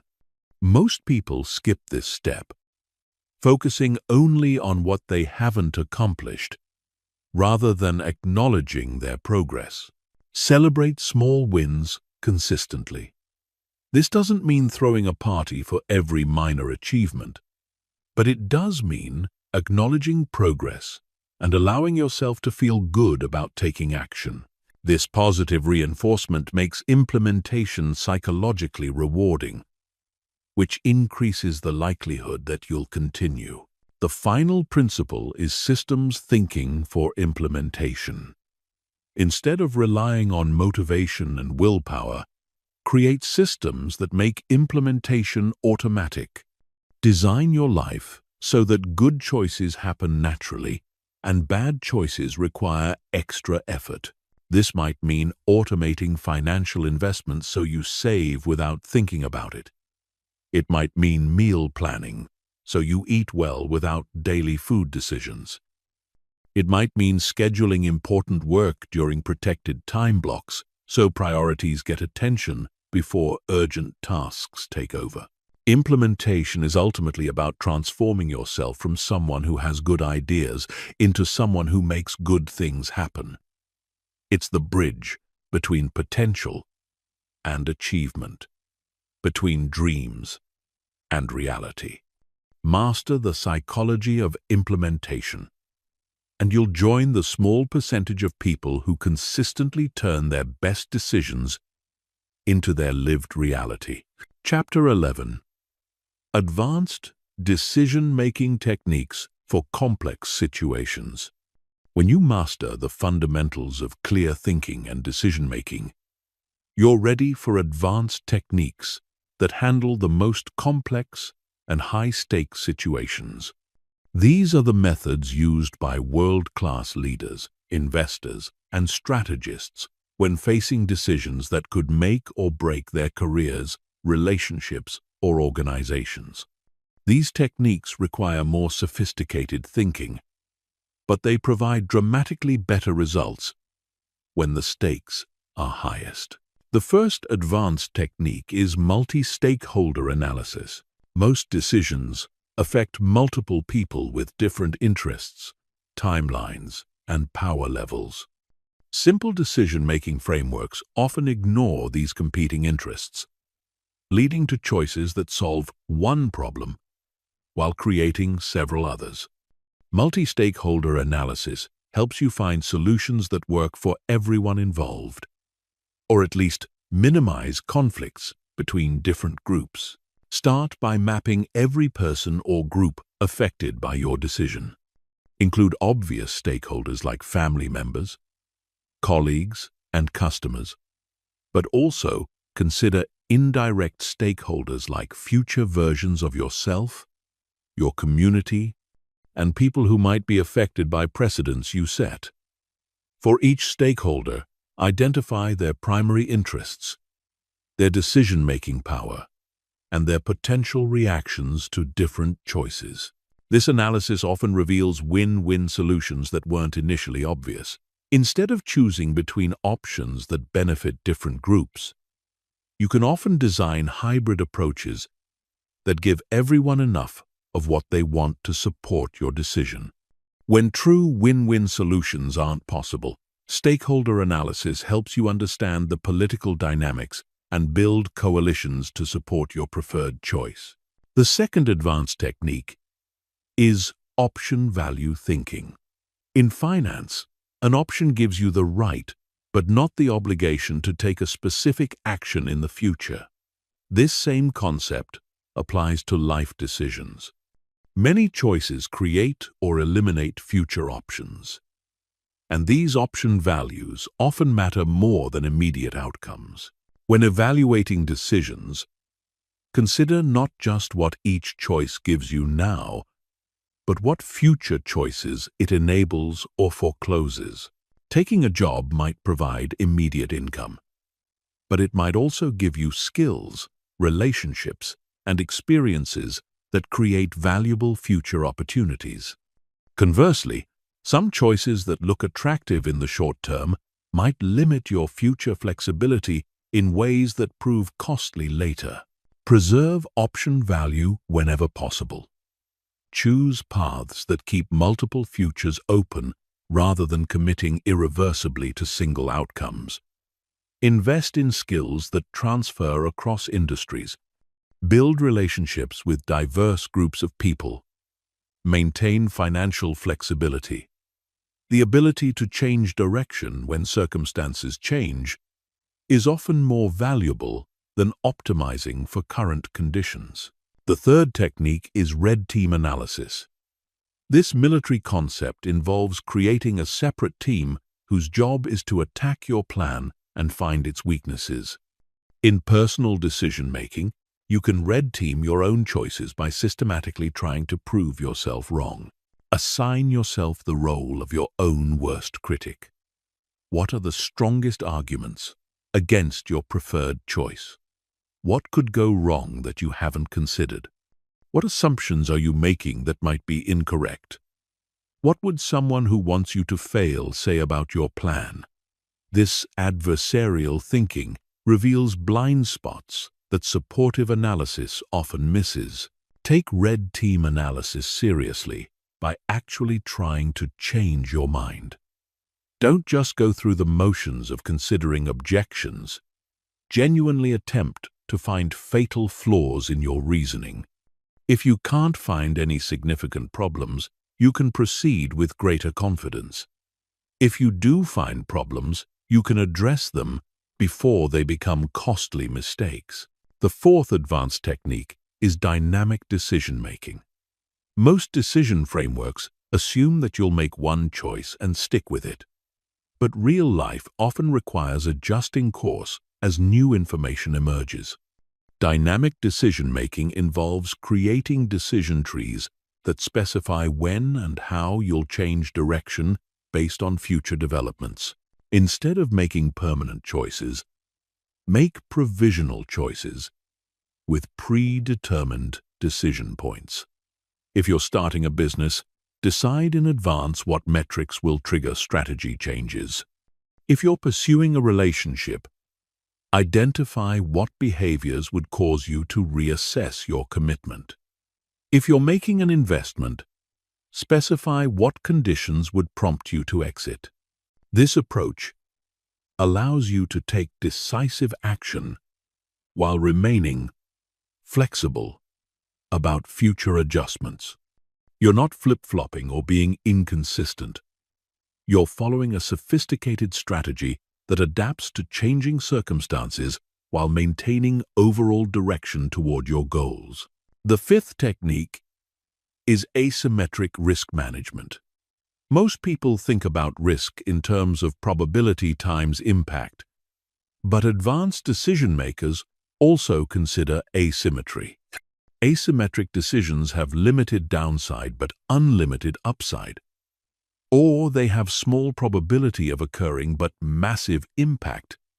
If they do occur, look for decisions with positive asymmetry, situations where you can risk small amounts to potentially gain large amounts. Starting a side business while keeping your day job creates positive asymmetry. You risk some time and money, but if it succeeds, the upside could be enormous. Learning new skills creates positive asymmetry because the cost is limited, but the potential benefits compound over time. Avoid decisions with negative asymmetry, unless the expected payoff justifies the risk. Driving while texting has negative asymmetry. The time savings are trivial, but the potential consequences could be catastrophic. Using high levels of financial leverage has negative asymmetry. The potential gains are limited, but the potential losses could wipe you out completely. The sixth advanced technique is meta-level decision-making. Instead of just deciding what to do, decide how to decide. This involves choosing the appropriate decision-making process based on the type of decision you're facing. Different types of decisions require different approaches. Reversible decisions can be made quickly with limited analysis because you can change course if needed. Irreversible decisions require more thorough analysis because you'll live with the consequences permanently. High-impact decisions justify more time and resources than low-impact decisions. Decisions with clear precedents can follow established patterns, while novel decisions require more creative thinking. Develop a decision taxonomy that helps you match decisions to appropriate processes. This prevents you from overanalyzing trivial choices while ensuring that important decisions get the attention they deserve. It also helps you recognize when you're facing a new type of decision that requires developing new decision-making capabilities. The seventh technique is temporal decision-making. Different decisions have different optimal timing, and part of advanced decision-making involves knowing when to decide. Some decisions should be made as early as possible to maximize preparation time. Others should be delayed until the last possible moment to maximize available information. Learn to recognize timing signals that indicate when decisions are ready to be made. Early decisions work best when you have sufficient information to choose direction, but enough time to adjust course if needed. Late decisions work best when waiting provides significantly better information and the cost of delay is acceptable. Also consider decision sequencing. When facing multiple related decisions, the order in which you make them affects the options available for subsequent choices. Sometimes making the hardest decision first clarifies everything else. Sometimes making easy decisions first builds momentum for harder ones. Sometimes making reversible decisions first preserves flexibility for irreversible ones. The eighth advanced technique is probabilistic decision trees. Instead of thinking in terms of single outcomes, map out multiple possible futures with their associated probabilities and values. This allows you to calculate expected values for complex decisions with multiple potential outcomes. Create decision trees that show different possible paths your life could take based on current choices. Include both positive and negative scenarios. Estimate their probabilities and evaluate their desirability. This analysis often reveals that seemingly risky choices actually have higher expected values than safe choices when all possible outcomes are considered. Use probabilistic thinking to avoid both excessive optimism and excessive pessimism. Most people either focus only on best-case scenarios or only on worst-case scenarios. Probabilistic analysis forces you to consider the full range of possibilities and weight them appropriately based on their likelihood. These advanced techniques require practice to master, but they provide enormous advantages when facing complex, high-stakes decisions. They help you see opportunities that others miss, avoid traps that others fall into, and navigate complexity with confidence and skill. Chapter 12. Learning from mistakes and decision failures. Every decision maker fails. The difference between successful people and unsuccessful people is not that successful people make fewer mistakes. It's that they learn more from the mistakes they do make. Most people treat failures as events to forget as quickly as possible. Elite decision makers treat failures as data sources that improve their future judgment. The first step in learning from mistakes is overcoming the psychological barriers that prevent honest self-analysis. Your ego wants to protect you from the pain of admitting error, so it creates elaborate stories that blame external factors for your failures while crediting internal factors for your successes. This self-serving bias feels good in the moment, but it prevents the learning that transforms failures into wisdom. Develop the discipline to conduct honest post-mortems on your significant decisions, especially the ones that didn't work out as planned. Create a structured process for analyzing what went wrong, why it went wrong, and how you can prevent similar problems in the future. This process should feel uncomfortable because you're confronting ego-threatening information, but it's essential for growth. Start your post-mortem analysis by separating outcome from process. A good decision can have a bad outcome due to factors beyond your control, and a bad decision can have a good outcome due to luck. Focus your learning on process factors that you can control rather than outcome factors that you cannot. Ask yourself, given the information available at the time, was my decision-making process sound? Did I consider the right factors? Did I gather sufficient information? Did I account for my known biases? Did I consult appropriate advisors? Did I follow my own decision-making frameworks? These process questions reveal areas for improvement that outcome analysis alone cannot provide. The second step is categorizing your mistakes to identify patterns. Random errors are less concerning than systematic errors because systematic errors indicate flawed thinking that will continue causing problems until corrected. Keep a decision journal that tracks not just your choices and outcomes, but also the thinking process that led to each choice. Look for patterns in your decision failures. Do you consistently underestimate how long projects will take? Do you often ignore red flags in relationships? Do you repeatedly overestimate your ability to change other people? Do you frequently choose short-term comfort over long-term benefit? These patterns reveal your specific cognitive blind spots and areas for improvement. Pay special attention to decisions where your initial instinct was correct, but you talked yourself out of it. These situations often indicate that you're overriding valuable intuitive information with flawed rational analysis. Conversely, notice decisions where your initial instinct was wrong, but careful analysis led to better choices. This helps you calibrate when to trust your gut versus when to rely on systematic thinking. The third step is understanding the difference between error types. Type 1 errors involve doing something you shouldn't do. Type 2 errors involve not doing something you should do. Most people are naturally more concerned about Type 1 errors because they're more visible and immediate. But Type 2 errors, missed opportunities, often have larger, long-term costs. Analyze your mistake patterns to see whether you tend toward excessive action or excessive caution.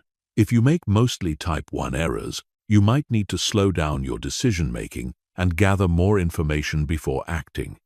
If you make mostly Type 2 errors, you might need to become more comfortable with uncertainty and take more calculated risks. The fourth step is learning from other people's mistakes without having to make them yourself. This requires actively studying failure stories across different domains and extracting transferable lessons. Read business case studies about companies that failed. Study historical examples of strategic mistakes. Analyze relationship patterns that lead to divorce or friendship breakdowns. The key is reading these stories with a learning mindset rather than an entertainment mindset. Instead of enjoying the drama of other people's failures, focus on understanding the decision-making errors that led to those failures. What cognitive biases were involved? What information was ignored or misinterpreted? What early warning signs were missed? How could better decision-making have prevented the failure? Create a mistakes library, a collection of failure stories from different domains that illustrate common decision-making errors. Review this library regularly to keep these lessons fresh in your mind. When facing important decisions, consult your mistakes library to see whether similar situations have led others astray. The fifth step is distinguishing between necessary failures and unnecessary failures. Some failures are the inevitable cost of taking appropriate risks in pursuit of worthwhile goals. These failures teach valuable lessons and often lead to eventual success. Other failures result from poor judgment, inadequate preparation, or preventable errors. These failures are pure waste, unless they lead to learning that prevents future similar mistakes. Accept necessary failures as part of the process of achieving ambitious goals. If you're not failing, at least occasionally, you're probably not taking enough risks or pursuing sufficiently challenging objectives. But work aggressively to eliminate unnecessary failures by improving your decision-making processes and learning from others' mistakes. The sixth step is converting lessons learned into improved decision-making systems. Knowledge that remains theoretical doesn't change behavior. You must translate your failure analysis into concrete changes in how you approach future decisions. Update your decision-making frameworks based on your mistake analysis. If you consistently underestimate project timelines, build buffer time into all your estimates. If you often ignore relationship red flags, create a checklist of warning signs to consult before making commitments. If you frequently make impulsive purchases, implement a waiting period before buying anything above a certain threshold. Share your failure lessons with trusted advisors who can help you recognize when you're about to repeat past mistakes. Sometimes, you're too close to a situation to see patterns that are obvious to outside observers. Give others permission to challenge your decisions when they see you heading toward familiar failure patterns. The seventh step is teaching others about your mistakes. This serves two purposes. It helps other people avoid similar errors, and it forces you to articulate your lessons learned clearly enough to communicate them effectively. Teaching requires deeper understanding than simply experiencing, so the act of explaining your mistakes to others deepens your own learning. Consider writing about your significant failures and the lessons they taught you. This writing process forces you to think systematically about what went wrong and why. It also creates a record you can refer to when facing similar situations in the future. The eighth step is maintaining perspective about failure. Mistakes are information, not indictments of your character or ability. Everyone makes mistakes, including the most successful people you admire. The goal is not to eliminate all mistakes. That's impossible and would require avoiding all meaningful risks. The goal is to learn from mistakes faster than you make new ones, so your overall trajectory improves over time. Develop resilience to failure by maintaining a long-term perspective. Individual mistakes matter less than overall patterns of improvement. As long as you're learning from your failures and making better decisions over time, temporary setbacks are just part of the growth process. Remember that some of your greatest successes will emerge from your biggest failures.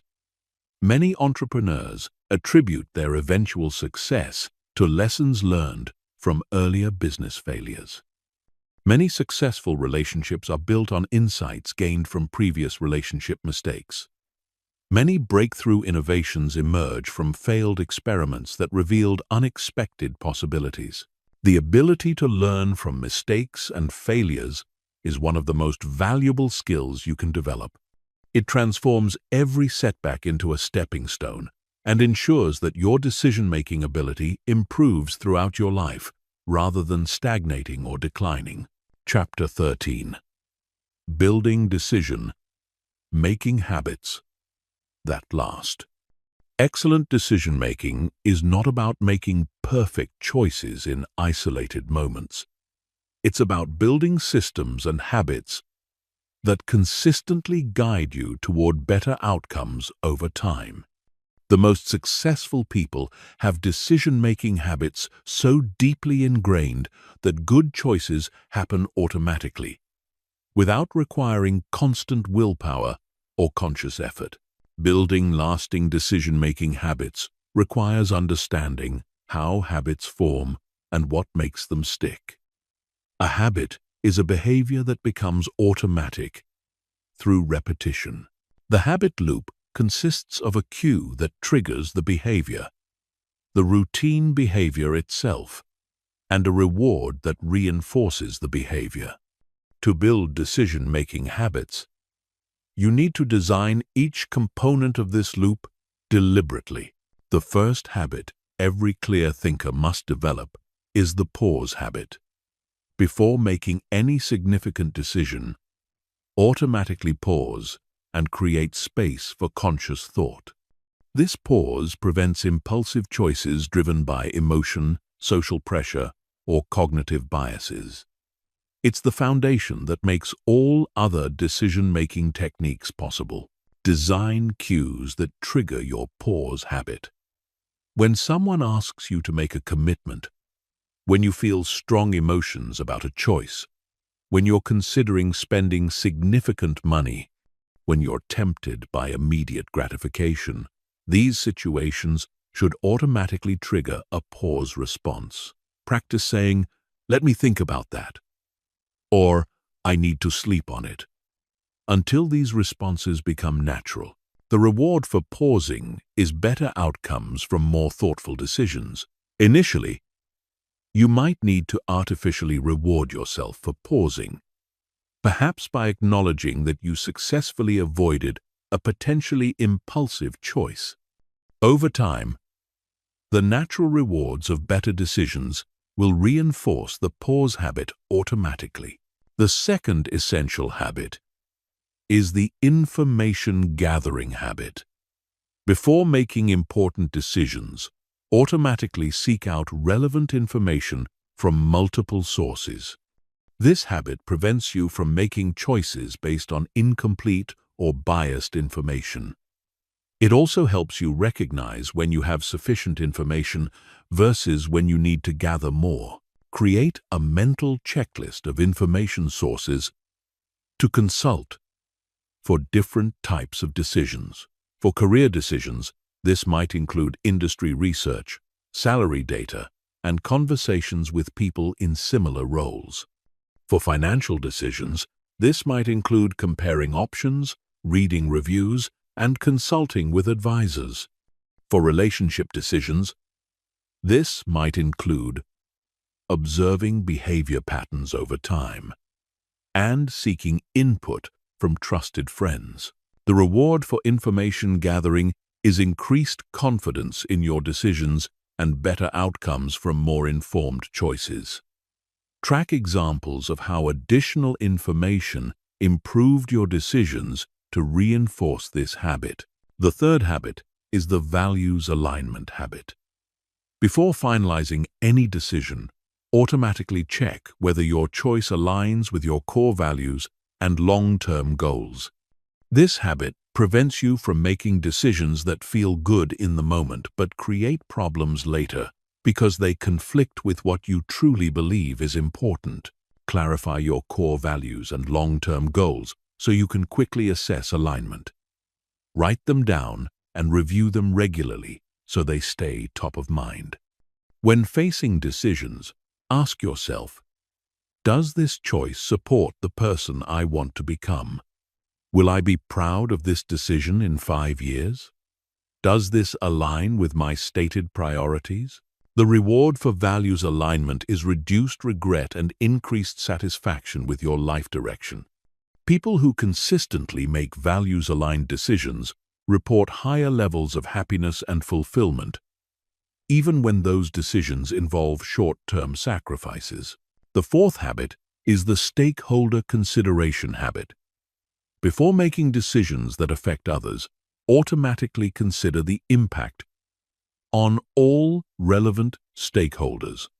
This habit improves your relationships and prevents choices that create unnecessary conflicts or hurt people you care about. Develop the automatic reflex to ask, who else will be affected by this decision? How will they feel about it? What are their legitimate interests in this situation?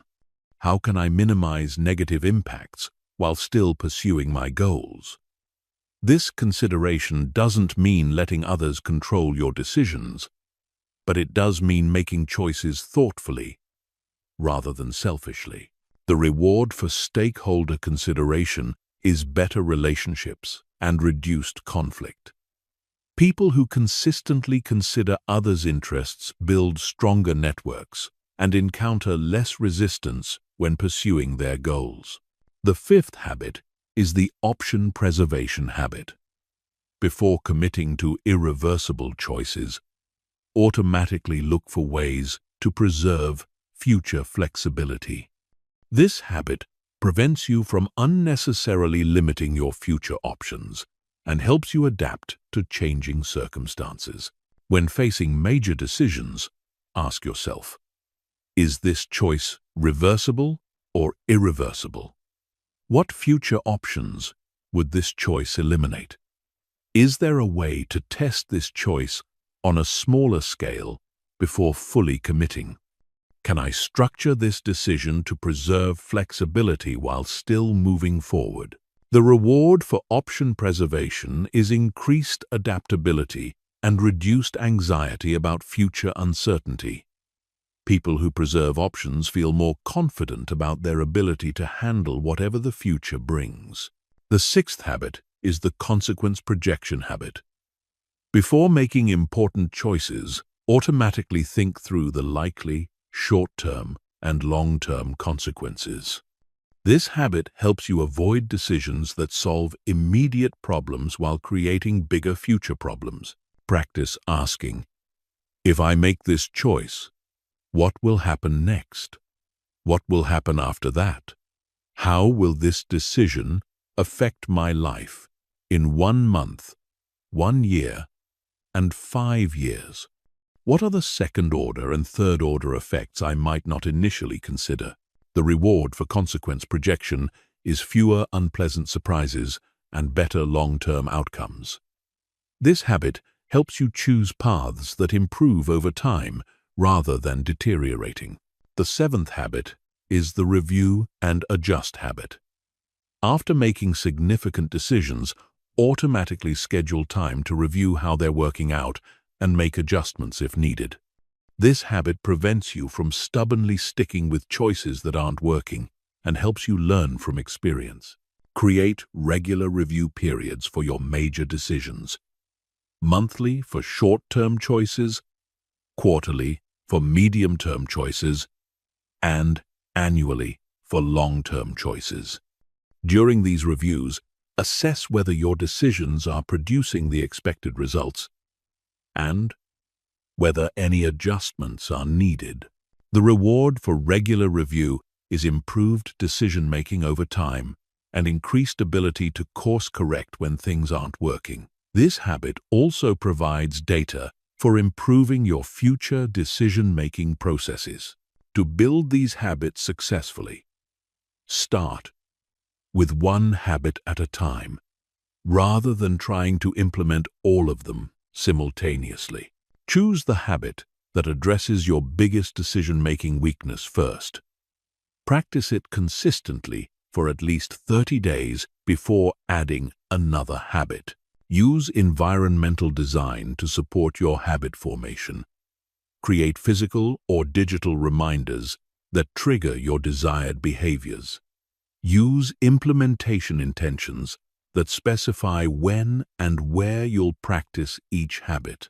Track your habit performance to maintain motivation and identify areas for improvement. Remember that building decision-making habits is a long-term investment that pays dividends for the rest of your life. Every time you practice these habits, you're training your mind to think more clearly and choose more wisely. Over time, excellent decision-making becomes your default mode, rather than something you have to work to achieve. Chapter 14. The Technology and Tools of Better Decisions. In the digital age, the quality of your decisions increasingly depends on how effectively you use technology and tools to enhance your thinking, gather information, and implement choices. The same smartphones and apps that can distract you and degrade your decision-making can also be powerful allies when used strategically. The key is understanding which tools genuinely improve your judgment versus which ones simply create the illusion of better thinking. The first category of decision-enhancing technology is information management tools. Your decisions are only as good as the information they're based on. And modern technology provides unprecedented access to high-quality information. But this same technology also provides access to unlimited amounts of low-quality information, misinformation, and irrelevant data that can overwhelm your judgment. Develop systems for finding and organizing reliable information sources. Use RSS feeds or news aggregators to follow trusted publications, rather than relying on social media algorithms that optimize for engagement rather than accuracy. Create bookmark systems or knowledge management tools that help you quickly access relevant information when making decisions. Learn to use advanced search techniques that help you find higher quality information. Use site-specific searches to find information from authoritative sources. Use date ranges to find recent information when recency matters. Use quote marks to search for exact phrases rather than loosely related content. These basic search skills dramatically improve the quality of information you can access quickly. Be especially careful about using artificial intelligence and automated tools for gathering information. While these tools can process vast amounts of data quickly, they often lack the contextual understanding and judgment that human experts provide. Use AI tools to supplement human analysis, not replace it. The second category is decision support software. Various apps and programs can help you structure your decision-making process and avoid common cognitive biases. Decision matrix tools help you systematically evaluate options against multiple criteria. Pro and con lists help you catalog the advantages and disadvantages of different choices. Decision trees help you map out complex decisions with multiple possible outcomes. However, don't let tools replace critical thinking. These systems are only as good as the information you put into them and the judgment you apply in using them.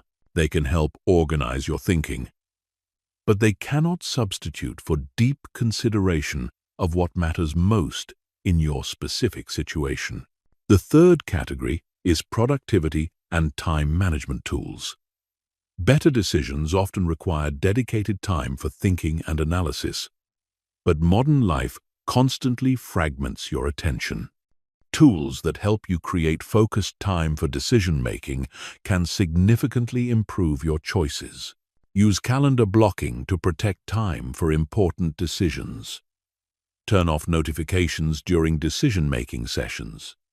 Use website blockers to prevent digital distractions. Create separate digital environments for focused thinking versus routine tasks. The goal is to create technological conditions that support deep thinking rather than undermining it. The fourth category is tracking and analytics tools. What gets measured gets managed, and tools that help you track your decisions and their outcomes can accelerate your learning and improvement. Decision journals, habit trackers, and goal monitoring apps can provide valuable data about your decision-making patterns and results. But avoid measurement overload. Track only the metrics that actually influence your decision-making and behavior. Too much tracking can become an obsession that distracts from actually making good decisions. Focus on a few key metrics that provide actionable insights rather than trying to measure everything. The fifth category is communication and collaboration tools. Many important decisions involve other people, and technology can either enhance or hinder collaborative decision-making. Video conferencing tools allow you to include geographically distant stakeholders in decision-making processes. Shared documents allow multiple people to contribute input and analysis. Anonymous polling tools can help groups express honest opinions without social pressure. Design your use of communication technology to support good group decision-making processes. Create structured agendas for decision-making meetings. Use asynchronous tools to allow people time for thoughtful reflection rather than requiring immediate responses. Establish ground rules for digital discussions that encourage productive debate rather than unproductive conflict. The sixth category is automation tools. Some decisions can be automated entirely, which frees up your mental energy for choices that truly require human judgment. Automatic savings plans eliminate the need to repeatedly decide whether to save money. Calendar systems can automatically schedule regular activities. Investment platforms can automatically rebalance portfolios according to predetermined rules. But be thoughtful about which decisions to automate. Automate routine choices that don't require human judgment or creativity. Preserve human control over decisions that involve values, relationships, or changing circumstances that automated systems cannot evaluate properly. The seventh category is learning and development tools. Your decision-making ability improves throughout your life, and technology can accelerate this learning process. Online courses can teach you decision-making frameworks and cognitive science principles. Podcasts and audiobooks can expose you to diverse perspectives and case studies. Simulation games can provide low-stakes practice with complex decision-making scenarios. Curate your learning inputs carefully. Seek out content that challenges your existing beliefs rather than confirming them. Prioritize sources that are based on research and evidence rather than opinion and speculation. Focus on learning that you can actually apply to improve your real-world decisions. The eighth consideration is digital minimalism for decision-making. While technology can enhance your decisions, it can also degrade them through distraction, information overload, and artificial urgency. Practice selective technology use that includes only tools that genuinely improve your thinking and decision-making. Regularly audit your technology use to identify tools and apps that are hurting rather than helping your decision-making. Eliminate sources of unnecessary notification and distraction. Create device-free zones and times that allow for uninterrupted thinking. Remember that the goal is not to use the most advanced technology, but to use technology in ways that support your best thinking. The most important principle for using technology in decision-making is intentionality. Every tool should serve a specific purpose in improving your judgment, gathering better information, or implementing decisions more effectively. Technology should extend your cognitive capabilities, not replace them or distract from them. Develop a personal technology philosophy that guides how you use digital tools for decision-making. This philosophy should specify which types of decisions warrant technological assistance, which tools you trust for different purposes, and how you maintain human judgment while leveraging technological capabilities. Remember that the best decision-making tool is still the trained human mind. Technology can support, enhance, and extend your thinking, but it cannot substitute for the wisdom, judgment, and values that come from conscious human reflection. Use technology as a powerful ally in your quest for better decisions, but never let it become a crutch that weakens your own decision-making muscles. Chapter 15. Mastering your decision-making destiny. You are now at a crossroads. Everything you've learned in this audiobook has brought you to this moment where you must make the most important decision of all. Will you actually apply what you've learned, or will you let this knowledge remain theoretical? This final decision will determine whether the time you've invested in listening to this content transforms your life or simply becomes another source of information that you consume but never use. The brutal truth is that most people who listen to this audiobook will do nothing with it. They will nod along with the concepts, feel inspired by the possibilities, maybe even share a few insights with friends, but they will not fundamentally change how they make decisions. They will continue living reactively, making choices based on emotion and habit rather than strategy and wisdom. They will remain prisoners of their cognitive biases, social pressures, and short-term thinking patterns. But you have the opportunity to be different. You have been given the tools, frameworks, and insights that separate exceptional decision-makers from the masses. The question is whether you will use them. This is not about motivation or inspiration. It's about commitment and implementation.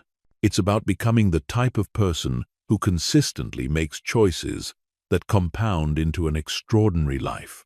The first step in mastering your decision-making destiny is accepting full responsibility for your choices and their consequences. This means abandoning the victim mentality that blames circumstances, other people, or bad luck for your situation. Yes, you cannot control everything that happens to you, but you can control how you respond to everything that happens to you. And those responses, accumulated over time, determine the trajectory of your entire life. Every major outcome in your life, your career success, your relationships, your health, your financial situation, your personal growth, is primarily the result of thousands of individual decisions you have made over time. Some of these decisions seemed important when you made them, but many seemed trivial. The compound effect of all these choices has created your current reality. This is actually empowering news, because it means you have enormous power to shape your future through better decision-making starting today.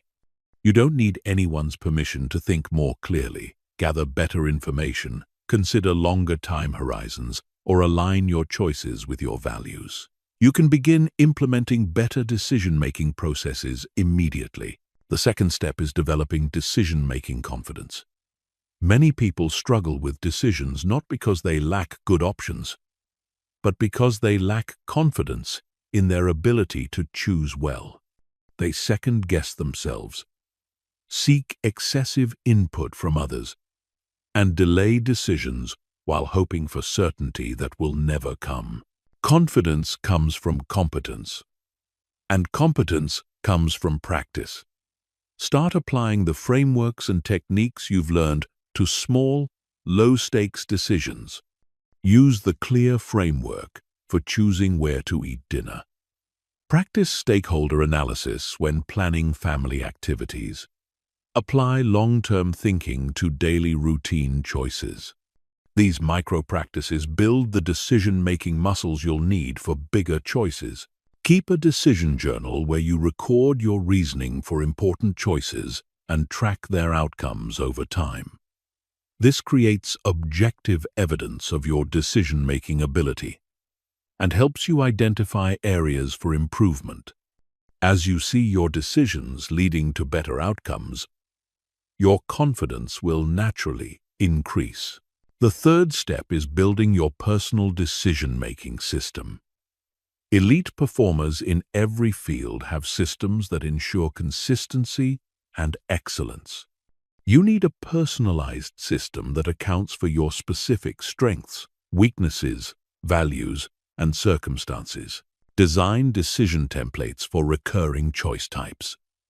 Create checklists that remind you to consider important factors. Establish waiting periods that prevent impulsive choices. Build review processes that help you learn from outcomes. Develop information sources you can trust for different types of decisions. This systematic approach ensures that your decision quality doesn't depend on your mood, energy level, or momentary circumstances.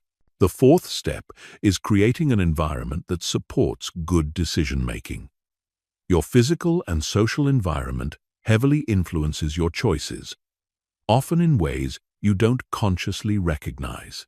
Design your environment to make good decisions easier and bad decisions harder. This might mean removing temptations from your immediate environment, surrounding yourself with people who share your values and support your goals, creating physical spaces that encourage reflection and planning, or establishing routines that automatically guide you toward beneficial choices. Pay special attention to your information environment. Curate the inputs that shape your thinking. The books you read, the podcasts you listen to, the news sources you follow, the social media accounts you engage with. These inputs gradually shape your mental models and decision-making frameworks. So choose them as carefully as you would choose your closest advisors. The fifth step is developing decision-making courage. Many of the best decisions require courage because they involve uncertainty, potential criticism, or short-term sacrifice for long-term benefit. The ability to make difficult but correct choices is what separates extraordinary lives from ordinary ones. Build courage gradually by practicing with smaller decisions that require you to act, despite uncertainty or potential disapproval. Say no to commitments that don't align with your priorities. Have difficult conversations instead of avoiding conflict. Take calculated risks that support your long-term goals. Each act of courage builds your capacity for bigger acts of courage. Remember that regret over actions not taken typically exceeds regret over actions taken.